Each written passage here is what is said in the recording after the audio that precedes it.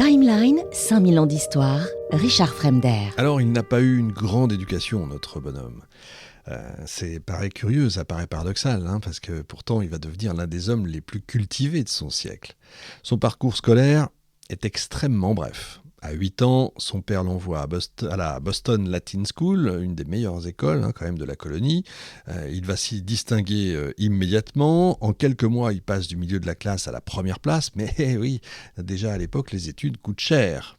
Josiah Franklin a une famille immense à nourrir et donc il doit rapidement retirer son fils de l'école. Benjamin n'a alors que 2 ans d'instruction formelle. Ce qui aurait pu être un handicap va devenir pourtant le point de départ d'une autre forme d'apprentissage, c'est l'éducation par soi-même. Parce que Franklin possède une passion précoce et insatiable, la lecture. Benjamin Franklin, bien sûr. Il lit tout ce qu'il peut trouver. Les livres deviennent pour lui une véritable obsession. Dans son autobiographie, il va se souvenir que chaque pièce de monnaie qu'il parvenait à économiser était immédiatement dépensée pour acheter des livres. Et il n'y a pas de secret.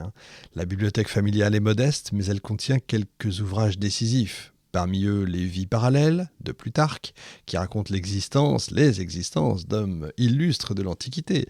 Ces biographies montrent comment des individus, par leur caractère, encore une fois, et leurs décisions, peuvent transformer l'histoire. Et Benjamin les lit abondamment, et il en tire une conviction durable. L'histoire n'est pas seulement faite par les rois ou les empires, mais aussi par les actions d'hommes déterminés. Il y a un autre livre qui l'influence profondément, c'est Pilgrim's Progress de John Bunyan, l'un des grands succès de la littérature protestante.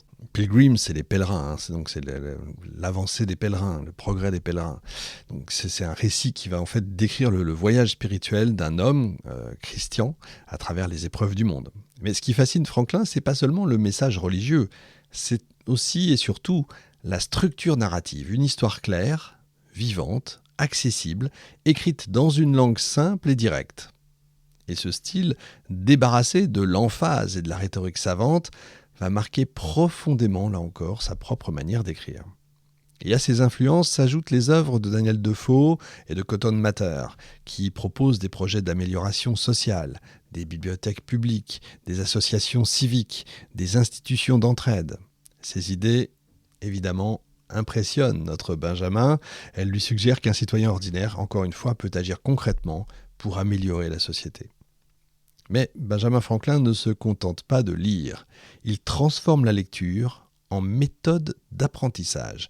Pour améliorer son écriture, il invente un exercice remarquable. Il lit des essais du journal de Spectator, l'un des grands périodiques intellectuels de l'époque, puis il les résume, les met de côté pendant quelques jours et tente de les réécrire de mémoire avec ses propres mots. Et ensuite, il compare son texte à l'original pour corriger les défauts. Ce travail patient lui permet d'acquérir progressivement un style clair, précis et efficace. Ce style va devenir l'un de ses grands atouts. Franklin ne cherche jamais l'élégance compliquée, ni l'érudition ostentatoire. Il privilégie la clarté, l'ironie, l'efficacité. Ces textes sont compréhensibles par tous, ce qui va évidemment contribuer largement à sa popularité. Mais son intelligence ne s'exprime pas seulement dans les livres. Elle se manifeste aussi dans une curiosité scientifique constante. Enfant, Benjamin Franklin, adore expérimenter. Il observe les phénomènes naturels, bricole des objets, invente des dispositifs ingénieux. Vous vous souvenez de l'émission peut-être sur Léonard de Vinci, où son grand-père lui disait « Pollock, regarde, ouvre l'œil, regarde les choses pour mieux les améliorer ». C'est très exactement la même chose. Il est passionné de natation. Il fabrique par exemple des sortes de palettes pour ses mains et des sandales pour ses pieds pour augmenter sa vitesse dans l'eau. C'est quand même incroyable. Il expérimente l'utilisation d'un cerf-volant pour se faire tirer sur l'eau en flottant sur le dos. Non mais voilà ce gamin qui est quand même... c'est plus qu'un gamin là, mais c'est quand même assez extraordinaire. Et ces expériences peuvent sembler... ça reste anecdotique, mais ça révèle quand même déjà un trait essentiel de son caractère. l'esprit expérimental. Et vous savez que moi j'adore l'expérience, l'expérimentation. Je la préfère très souvent, je la compare et je la préfère très souvent au savoir empirique qui est bien. Il faut un savoir empirique minimum, mais il faut aussi savoir faire une expérience de terrain. Bref, Benjamin Franklin n'est pas un théoricien abstrait. Il observe, il teste, il modifie, il recommence. Sa démarche intellectuelle est profondément pratique. Elle correspond parfaitement à l'esprit scientifique du XVIIIe siècle, mais aussi à la culture artisanale dans laquelle il a grandi. Et c'est un vrai bon mélange, une bonne synthèse des deux. Un autre élément important apparaît très tôt dans sa personnalité, c'est son goût de l'organisation collective. Enfant, Benjamin est souvent le chef de bande des garçons de son quartier. Il organise des projets, il coordonne les efforts des uns et des autres, il imagine des travaux en commun. Vous savez qu'il y a un épisode célèbre où il persuade ses camarades de construire un petit quai sur la rivière en déplaçant de grosses pierres destinées à un chantier voisin. Et l'entreprise réussit parfaitement jusqu'à ce que le propriétaire des pierres, évidemment, découvre le vol et que les enfants soient punis. Mais plus tard, il va raconter cet épisode comme une leçon de morale. Son père lui aurait alors expliqué que rien n'est véritablement utile s'il n'est pas honnête. Mais derrière l'anecdote se cache une autre réalité. Dès l'enfance, Benjamin manifeste une capacité remarquable à mobiliser les autres autour d'un projet. Cette aptitude va devenir l'une de ses grandes forces dans la vie adulte.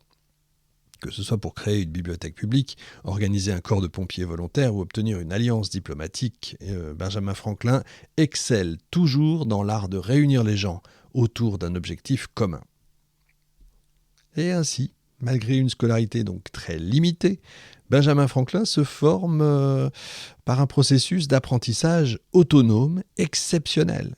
Les livres, encore une fois, nourrissent son esprit, l'expérimentation stimule sa curiosité et la vie collective développe son sens de l'organisation. Et à 12 ans, quand son père décide de l'envoyer en apprentissage dans une imprimerie, Benjamin Franklin possède déjà les 3 qualités qui vont définir toute sa carrière, une curiosité intellectuelle insatiable, un esprit pratique et une conviction profonde que le savoir doit être mis au service de la société. Eh bien, c'est dans l'atelier d'imprimerie que ces qualités vont véritablement commencer à transformer sa vie.